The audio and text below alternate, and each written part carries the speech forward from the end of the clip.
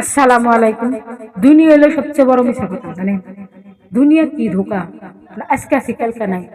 মালেকাল মউত পিছনে, আমাকে পিছনে আছে, আমাকে ঘরের মধ্যে আছে।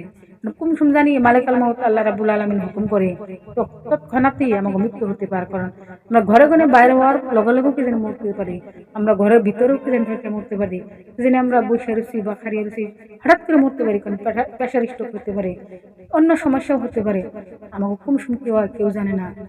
কোনোদিনও মানুষের বিপদ আপদ বা হাইত মৌত এই বস্তু কেউ করতে পারে না। তার জন্য সবাই আমরা চেষ্টা করব আল্লাহ রসুল রাব্বুল আলমিনের নাম নেবার, আল্লাহর রসুলের আদর্শ মতো চলবার নিগা, মানুষের নামে সদ্ব্যবহার করবার নিগা, ভালো ব্যবহার করবার নিগা, ইমান আমল ঠিক রাখবার নিগা, যে কোনো ধর্মের মানুষ সবের নগে ভালো একসাথে মিলামিশা চলবার নিগা, কারোর মনে আঘাত না দিয়ে কথা কবার নিগা। কারণ ছেলে মেয়ে বাবা মা সঙ্গে সাথী কেউ যাবে না, আপনি যাবেন, কারণ ধন দৌলত টাকা পয়সা কিচ্ছু যাবে না, শুধু যাবে আপনি ইমান ঠিক আছে না নাই, আল্লাহ রসুলের নাম আপনি নামাজ বন্দেগী ঠিক মতো করছেন কি নাই, মানে দুনিয়ার উপরে কি ভালো কাজ করছেন সেগুলো বস্তু আপনার সঙ্গে যাব। কারণ মরার বাদে একটা কথাই খুব মানুষটা খুব ভালো আছে ভালো কাজ করলে।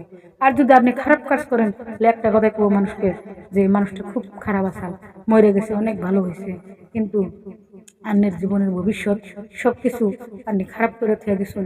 তার জন্য মানুষ আপনার জন্য বড় দোয়া করতেছে। আর যে ভালো কাজ করবেন তার জন্য আপনি মানুষের কাছে ভালো দোয়া পাইতেছেন, যেন আল্লাহ রাব্বুল ভালো কাজ করার উসিলায় আল্লাহ রাব্বুল আমাকে মাফ করতে পারে, জান্নাত দিতে পারে।